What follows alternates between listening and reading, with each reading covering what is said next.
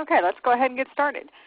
Welcome to the Grant Professional Association's webinar titled Fire and Ice, the Surprising Marriage Between Grantsmanship and Traditional Fundraising. My name is Kelly Romero, and I am the Membership Director for GPA and your webinar moderator for today. You will be placed in listen-only mode. If you would like to ask a question, please feel free to use the chat box on the left side of your screen to submit your questions. We will get to as many questions as time permits throughout the webinar. At the end of the webinar, you will be directed to a brief survey. We ask that you please fill it out to assist us with future webinars. Today's presenter is Arvetta. I'm going to mess this up, Jideonwo. Hopefully I got that right.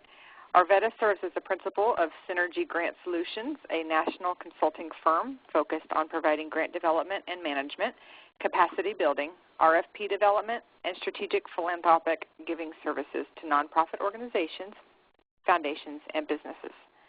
The firm's core values are centralized in three areas: share your vision, gain momentum, and support your cause. Synergy Grant Solutions assists organizations in developing meaningful and sustaining philanthropic relationships that result in strategic partnerships and funding to support their mission and vision. Arvetta has a distinguished history of leading and organizing high-performing teams to develop relationships and secure grants to support and advance organizational growth. She has worked with nationally recognized organizations and has extensive executive-level experience in nonprofit management, fundraising, and grant development. In recent years, she has secured more than $20 million in public and private funding or grant funds while presenting and publishing on the topics of fundraising, grant development, and nonprofit and business management on a national level. Arvetta is an active member of GPA and serves as a national board member for the Grant Professional Certification Institute, which is GIPSY. She is the founding president of the GPA Central Indiana chapter and serves as a national conference chair for last year's conference that was held in Indianapolis in October. Arvetta, please feel free to dial *7 to unmute your line, and feel free to begin your presentation. Hello, everyone. It's great to be in your presence today, and I'm very excited to talk to you about Fire and Ice, the surprising marriage between grantsmanship and traditional fundraising. As Kelly indicated throughout the presentation, if you would have any questions, feel free to put those in the chat box, and we'll answer those throughout the presentation today. I certainly love to have a interactive discussion throughout my presentation, so feel free to stop at any time to ask your questions. So we'll go ahead and get started. Give a presentation overview. As grant professionals, we are highly aware of the distinct difference between grantsmanship and traditional fundraising. I coined it as fire and ice. It's like the primary reason for GPA's existence to further expand and grow the field of grantsmanship. We also know that application tools and skills to develop grant proposals are significantly different from developing individual proposals and developing those relationships with individuals, as many of our counterparts do as development professionals. In addition, in many cases as professionals, we are typically only the individuals in our office that craft and develop grant proposals. And that has been the case in many organizations that I've worked in. I'm sure that's the case with you in the organizations that you work in currently. I actually made this presentation about 5 years ago at a GPA conference in 2008. And at the time, I developed the presentation because I felt that there was a distinct difference between grant professionals and development professionals, but I also saw that there was so much opportunity for us to work together as development professionals in the field.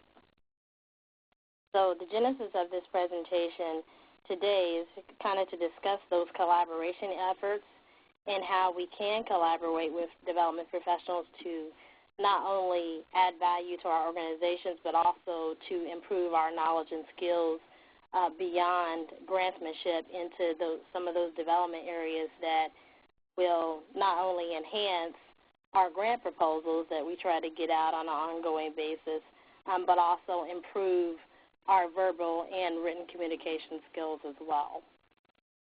Most recently, I had a conversation with a museum president for a nationally renowned museum located here in Indianapolis, actually. And this individual told me that she never thought that a grant professional could be an integral part of the development team. She never thought that a grant professional would have the knowledge and skills to go out and develop those relationships with individual donors, with funders, with corporations and foundations. And she said that after our conversation that she felt differently about that. But she had spent 30 years of her career thinking that grant writers, as she called them, and grant development professionals didn't have that capability.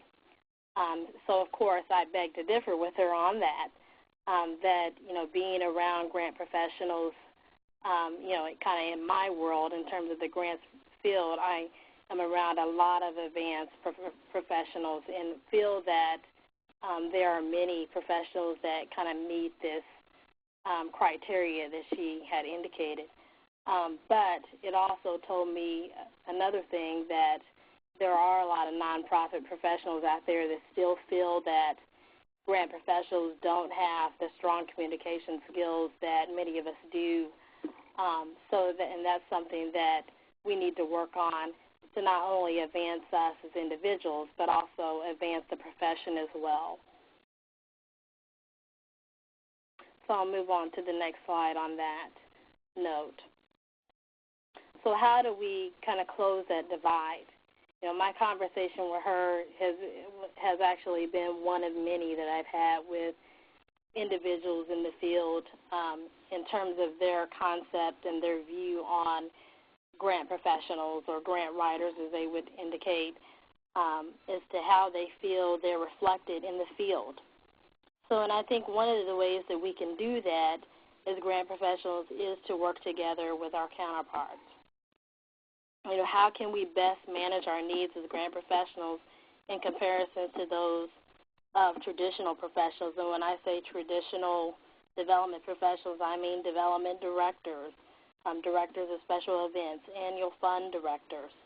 Some of us actually have that dual role, which I think could be an asset as well. So the marriage between the two is surprising, you'll find.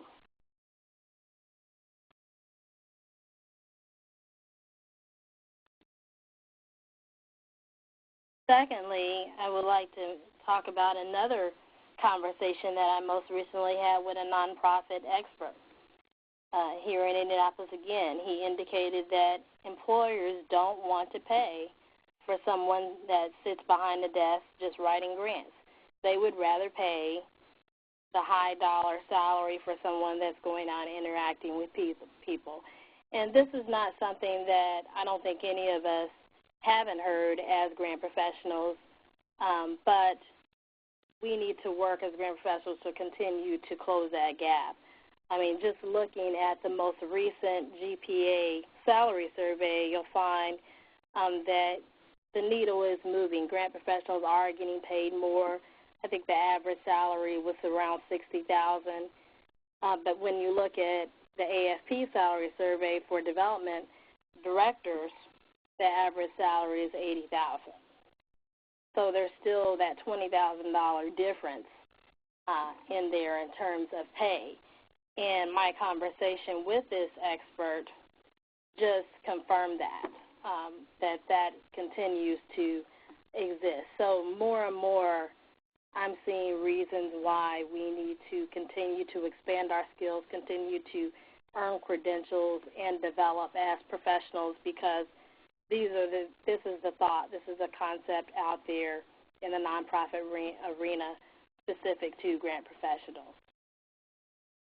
So the purpose of the presentation will be to define this relationship between grantsmanship and traditional fundraising, and give us strategies and techniques to best work with our counterparts in an environment that we know is more focused on how many individual gifts you bring in, major gifts, focused on annual funds, special events, in plan giving.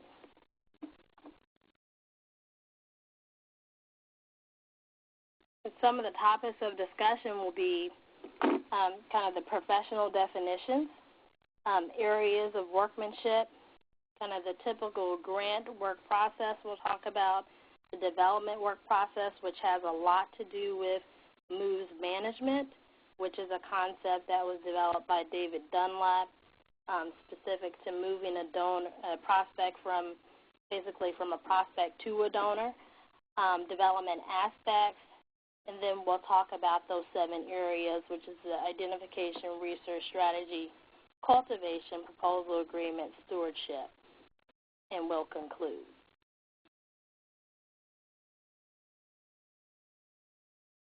So grantsmanship, this is a definition that I think we all have seen, the art of obtaining grants from public and private resources. As charitable organizations in traditional fundraising, the organized activity or instance of soliciting money or pledges as for charitable organizations and political campaigns. Okay, very similar there. So the differences between grant professional and development professionals. Grant professionals work between grant seeker and funder using their skills to ensure a match between the seeker's capacity and the funder's mission. Development professionals solicit and gather money or other in-kind or gifts in kind by requesting donations from individuals, businesses, charitable foundations, or governmental agencies. So there's a lot of similarities there between the typical work process between a grant professional and a development professional. Yet, in terms of our work, there's a lot of distinct differences as well. And looking at the areas of workmanship, typically a development professional would follow the 7 stages of moves management, which I've actually correlated to GIPSY, that's the Grant Professional Certification Institute's 8 competencies, and actually there's 9 competencies. The 9th is around writing. Okay, so you'll see that there is some correlation between the moves management steps and the GIPSY competencies.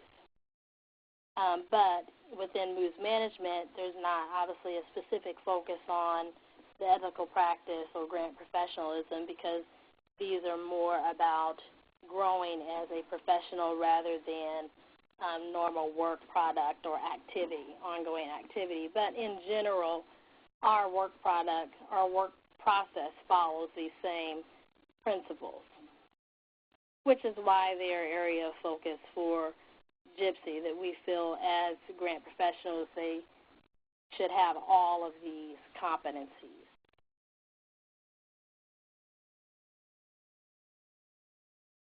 Okay, and the development work process follows basically a circular form of moves management, which involves all of these areas. And I would argue that in many cases, as grant professionals, we are following all of these processes as well.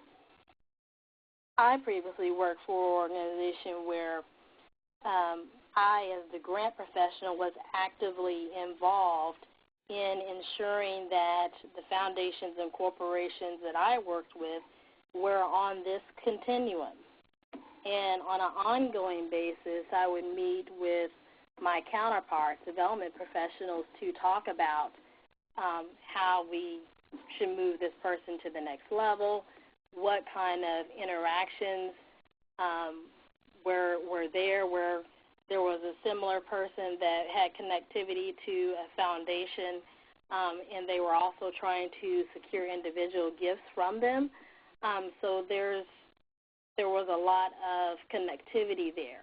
And I felt that probably out of most of the organizations that I worked at the time, and I've worked for some pretty large organizations that always pretty much had a large development office, that was the best relationship, because on a consistent basis we were talking about the connectivity between the foundations and corporations that I was working with and the individuals that they were working with.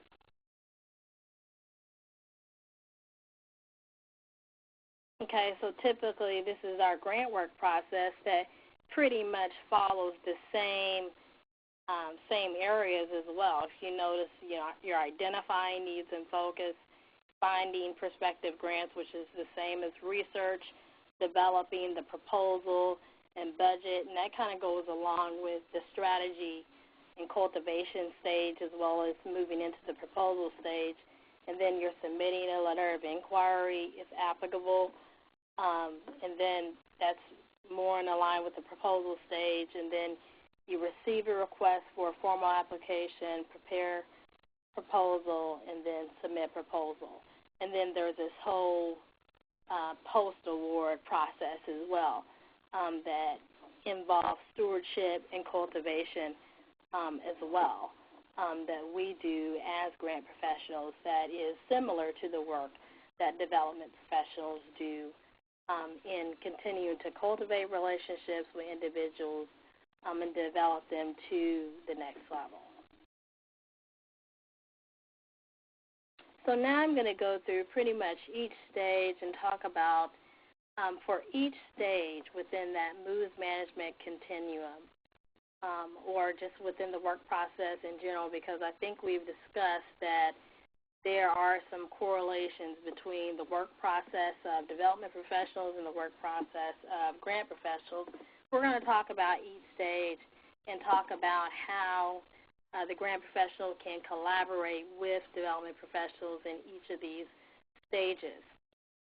So first of all, in the identification stage, we find that these are the things that we are doing in terms of trying to identify funding sources, which can take a considerable amount of time and commitment to that. But out of these things, you'll see that on both lists you find that pretty much both professionals are spending time researching, whether it's looking at online subscriptions like a grant station or through websites and other types of industry publications to find potential grant opportunities. The development professional is doing the same thing in terms of looking at wealth indicators and donor databases and donor acquisition methods to try to secure donors, bring them in. But one of the things that they're doing that sometimes we don't focus on as grant professionals is the relationship aspect. And I have had the opportunity throughout my career to be a little bit more focused on that because I've always kind of been intentional in incorporating some of these areas within development into what I do as a grant professional. But I don't think we all do that proactively in terms of we develop those relationships with foundations and corporations and to what extent we can with public entities like the feds, but there's not a specific focus on developing those relationships with individuals who may have a foundation, who may sit on the board of a corporation that you're trying to solicit. So focusing on that relationship aspect, I believe, is key to your success as a grant professional, and not only adds value to your organization, but also improves your communication skills as well. In communicating and also in your technical writing, because in many cases we write like we talk. So improving your communication skills enhances those technical writing skills as well. So looking at the first collaboration strategy, it's create a mechanism and tool to utilize in identifying and discussing potential donors and funders. So when you're working with development professionals, create an opportunity to converse with them on an ongoing basis about what's going on, per se, in their world. And it doesn't necessarily need to be a formal meeting, but just something that happens on an ongoing basis where you can collaborate with them and talk about this is what's going on here. Do you have any connections?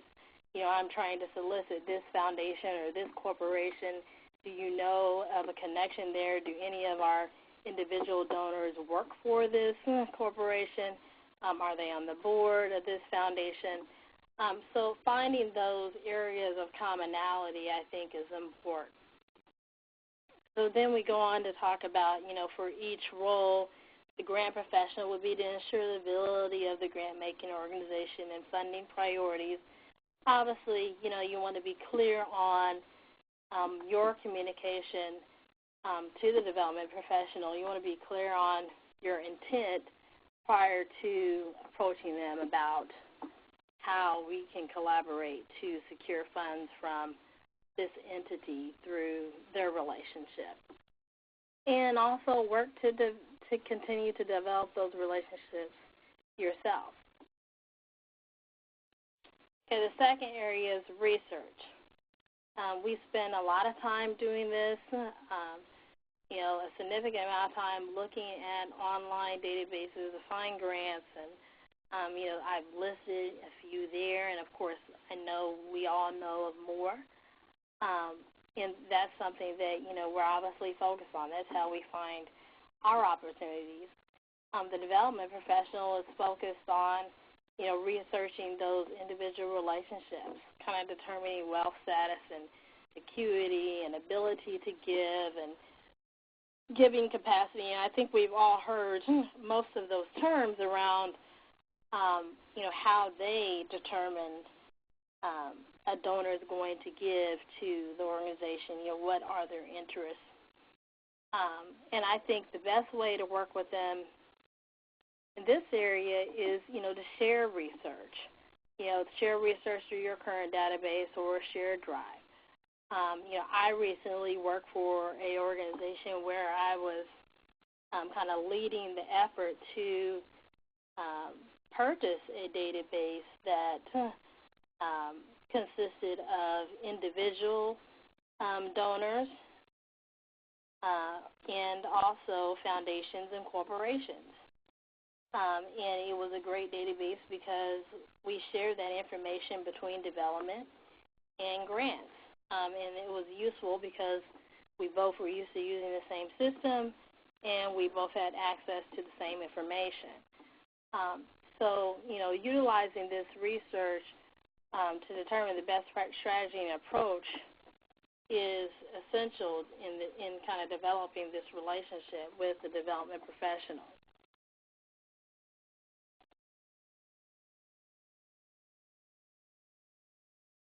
Strategy is kind of the next area. And strategy,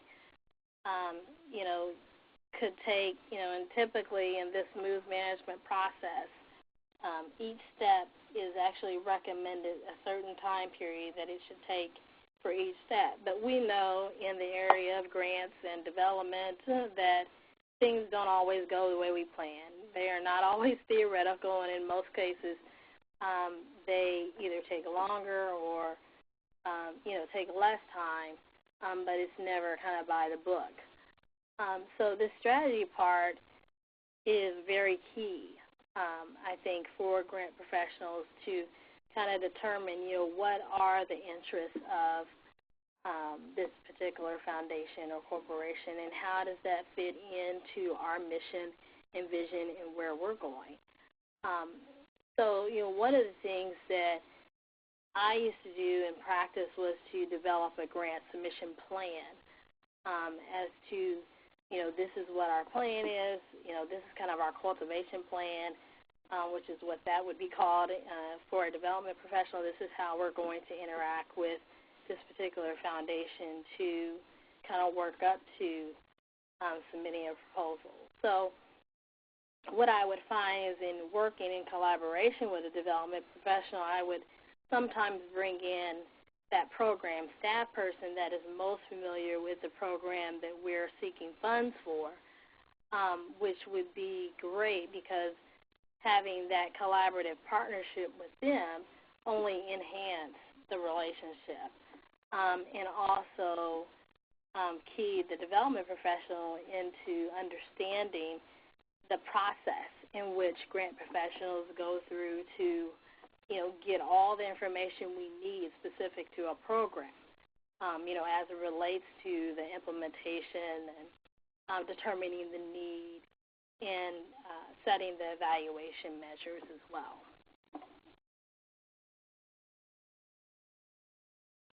So the collaboration strategy here would be to work together to ensure that the strategies for grant seeking and the strategies for seeking individual gifts are in alignment, and that they kind of coincide together, and obviously meet, as I've indicated throughout this presentation, on a continual basis to kind of discuss findings. And what I've called these meetings in the past, for like prospecting meetings is what they've been called, to kind of discuss, what are your current prospects, how can we get this person to the next level, what do you need assistance in. So it was a great platform to just discuss currently what's going on, but not only to do that, but to help each other determine, the kind of next steps and strategies.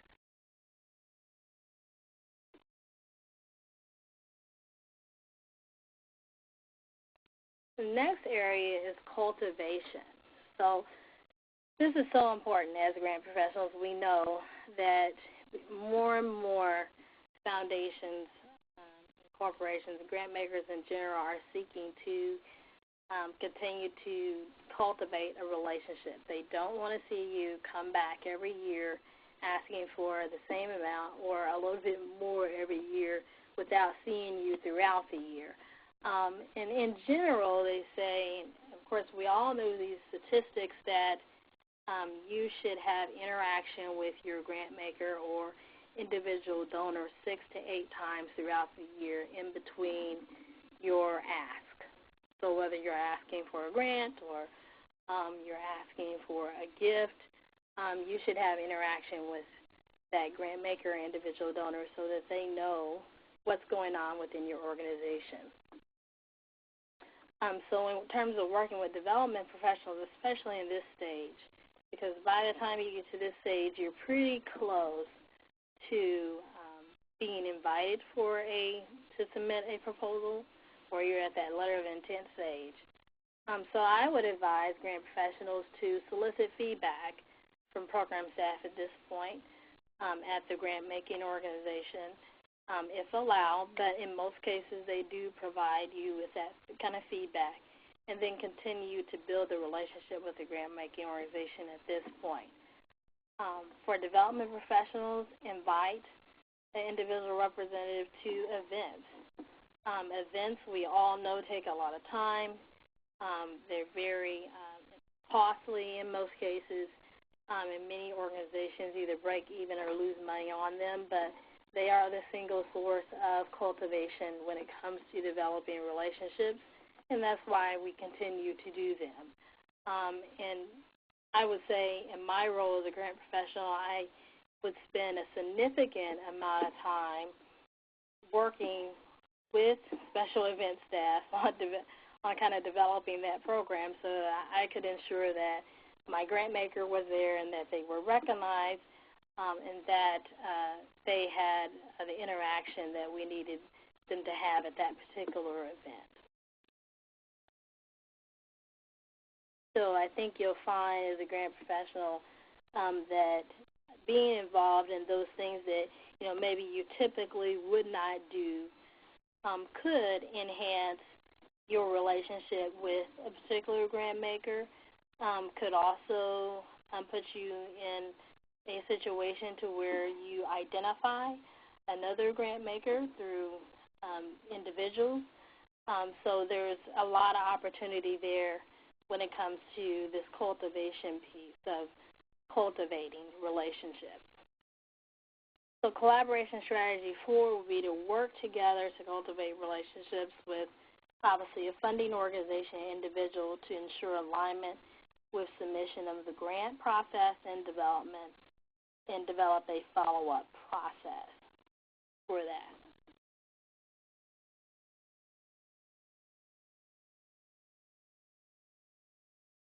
Okay, now we're down to the proposal stage. This is obviously the stage where grant professionals are most familiar with, because in many cases I think as grant professionals we're asked to write a grant, and maybe we haven't been involved in those first 5 steps or those first 4 steps, and we're just shoved a piece of paper and they tell us to just write the grant, just write the proposal. But I would tell you that that is not what we want as grant professionals. We want to be involved throughout the entire process so that we clearly understand up front, kind of how this program came to fruition. We understand all the dynamics.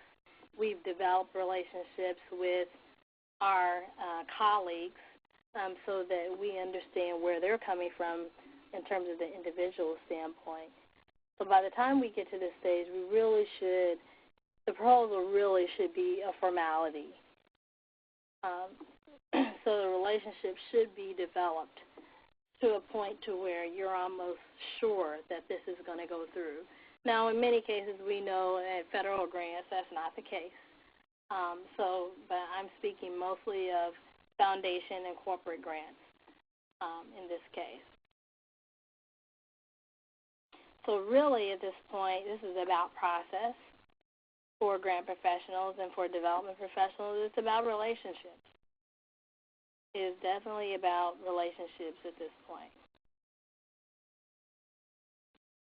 Collaboration strategy 5. So you should work together, development professional and grant professional, work together to review the proposal content and ensure a match with the funding organization and communication from individual representatives. So this might be the stage where you as a grant professional could have an individual that has a high level of interaction with your organization. Maybe they sit on the board or have some kind of influence at the grant maker that you're submitting the grant to, proof the grant prior to it coming in so that they know in advance what you're asking for, so they can be kind of the ambassador and advocate. But obviously you would not approach that person yourself unless the development professional was aware of that, because that would be kind of their prospect or their donor. So you would work with them on that particular, in that particular area.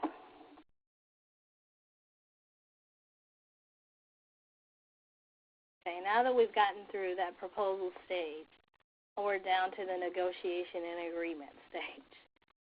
And in many cases for grant professionals, it's either the grant is awarded or the grant is declined. But when you're dealing with individual donors, there could be some negotiation and agreement there. There could be a gift agreement. So during this stage, you facilitate the signing of a contract, of course, send thank you notes and correspondence to all parties, involved, make phone calls, so kind of increase that communication. As a development professional is very similar in terms of that interaction, only they would be interacting primarily with the individual that was involved in that process. So collaboration strategy 6, majority of the roles during this stage, like I said, are very similar. Because once it's awarded, you work towards kind of developing a stewardship plan for that grant-making organization or for that individual. So I think the difference is mainly, too, the development professionals kind of move on to, the next donor that they're working with, and you're kind of left to continue to cultivate and steward that relationship with the grant-making organization unless you're fortunate enough to have a stewardship manager on board that is primarily responsible for that.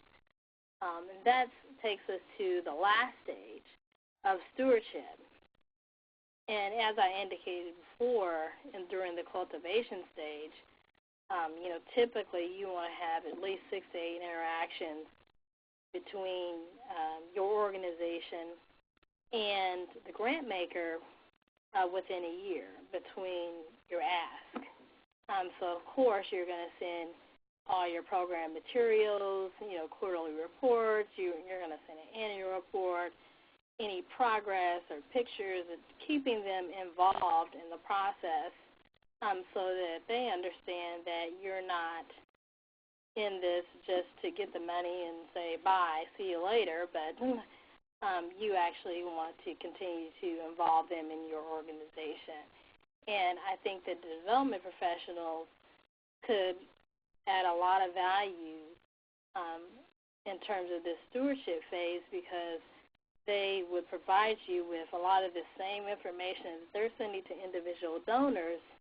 Some of the same information needs to be sent to grant makers as well, of course catered to that audience, but certainly they could benefit from some of these things as well, such as newsletters and invitations to events, things of that nature. So this collaboration strategy 7 is about, working together to ensure the message is consistent, relative to the program and the organization as well. Making funders and donors aware of, large gifts that could impact their giving as well.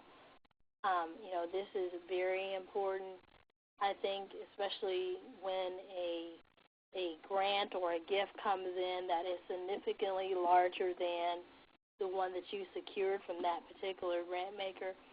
I think making them aware of that in advance enhances the relationship as well and brings them on as a team member. And that's another area that you would have to collaborate with a development professional in that, if they receive a significantly large gift that, exceeds the grant that you secured from a grant maker, then I think this is communicating with them and getting that information is key to share with your constituency as well. So in conclusion, I wanted to say that grant and development professionals can work well together and secure higher grant awards and individual donations through, developing partnerships and kind of working on both sides of these development phases. The keys are moving the process along, focusing on that moves management process, I think, because it's very similar to the work process for grant professionals. So following that, I think is key. And, staying attuned to even the 9 competencies for GIPSY as well, and following those to the T, I think, will also help to enhance your relationships. Overall, the partnerships helps the team in increasing their communication and cognitive skills. I think, one of the things that I did about 6 months ago was join Toastmasters, and many of my professional friends were like, why are you joining Toastmasters? You present on a national basis, you teach, you do all of these things, but I felt that I wanted to improve my communication skills because my verbal communication skills are reflective of my technical writing skills. So I think as grant professionals, that's another area of focus that maybe we would not typically focus on as grant professionals because most of our career is focused on writing. But our verbal communication skills are reflective of our writing and vice versa. So improving that through whatever aspect that you work to do that, or professional development that you seek, but also developing relationships with your colleagues and knowing how to interact with funders, especially those high-capacity funders and individual donors, will add value to your organization and also improve your knowledge and skills. And lastly, I want to say that, some of the sports' most recent renowned wins have come from people working systematically together. And that's what this presentation is all about, working together to improve your skills as a grant professional. and this is reminiscent of the most recent Super Bowl 46 that was in Indianapolis, a win by the New York Giants. They didn't have the most wins like New England Patriots, and they weren't the favorite like the Indianapolis Colts. I have to throw that out since I'm a Colts fan. But they had the strongest heart, and they achieved the impossible with all the possible odds stacked against them. And in many cases, I feel as grant professionals, we are in that same situation. And we can change the lives of people throughout this world through a simple stroke of a button, and I think we have. But we continue to be underrepresented and highly unrecognized for our awards.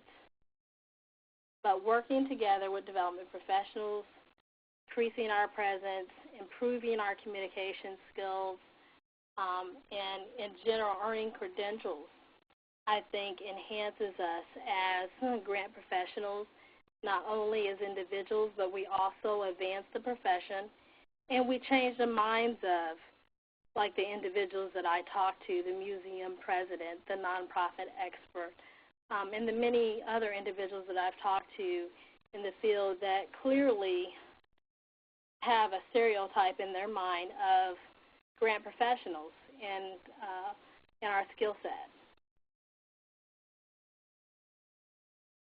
So I think that in general that we can work to improve ourselves, advance the profession, and add value to our organization. And that concludes my presentation for today. Thanks, Arvetta. What a wonderful webinar. Please feel free to, if you have a question, you can ask it in the chat box. I'm also going to unmute all of the lines, so if you have a mute option on your phone and you don't feel like asking a question, please feel free to mute your line. That way we can not have so much background noise. Before that, it looks like Miss Amy Shanklin wanted to say that Toastmasters is invaluable and that you can always improve your speaking skills and learn new things fresh, new things to be fresh. Okay, so since there's no questions in the chat box, I'm going to go ahead and unmute the lines. The conference has been unmuted. Okay, all of the lines are unmuted. If you have a question, please feel free to ask away.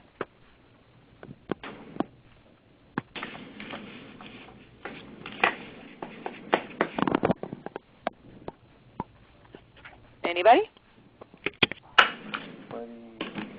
And also, while we're waiting on questions, you do see Arvetta's email address on there. So if something comes up after the webinar is over and you have a question, then please feel free. You can email her there. Or you can email it to me, and I can forward it over to her. And my email address is membership@grantprofessionals.org. Are there any questions? Yes, I do have a question. Sure, go ahead. And this deals basically with the moves management for grant professionals. At what point in time do you feel that it's apropos to begin to build a relationship with a program person? Prior to the letter of inquiry, or at the point of submission, or, I mean, exactly what point in time do you feel that it's appropriate to contact that person?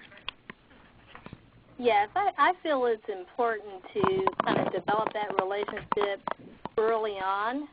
So as soon as your organization becomes interested in this particular grant maker, I would start to develop that relationship with them, even if it's as small as a phone call that you make to the program officer in regard to your particular organization. I think at that point, that kind of sets the relationship off in a good way, to where they know what your organization is all about. They have kind of that background information, and they understand who you are. So when the letter of inquiry comes in, they're like, okay, I talked to this person on the phone, and I know about this organization.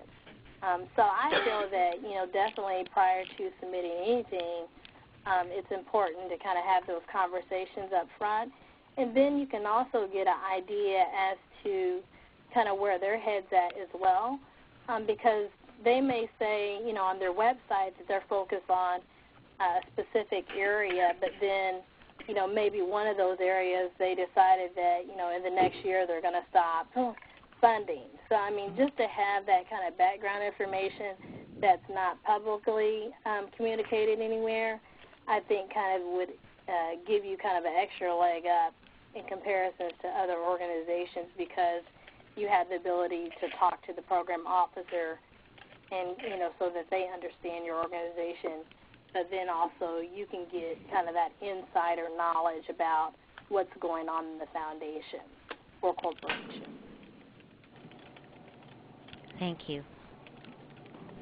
Okay, are there any other questions?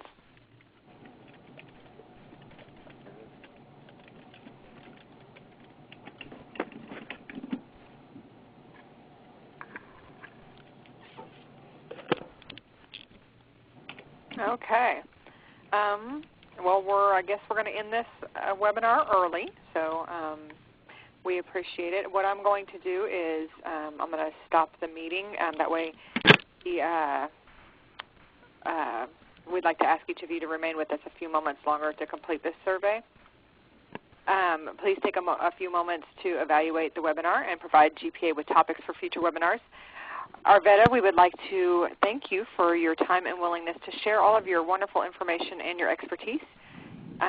We really appreciate it. Thanks to all of you who have attended. We're glad that you can join us, and we hope that the session was very helpful for you today. Later today, you will receive the recorded version of the webinar along with the handouts. All active GPA members receive the entire catalog of recorded and live webinars with your membership. So if you are not a GPA member, please take a look at the membership benefits that are on the website. Just the value alone of the webinars is $2,300, and you get those for free with your membership, and GPA membership is $199. So please take the time to visit that, as well as the calendar on our website, and view all of our future webinars in 2013. Arvetta is gracious enough to offer her presentation skills again in December, so keep an eye out for hers in December. Thank you all, and I hope you all have a wonderful rest of the day and the rest of the week.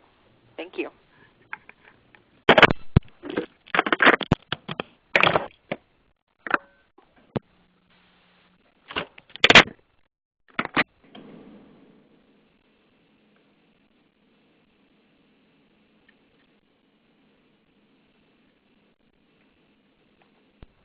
Thank you. Please stand by.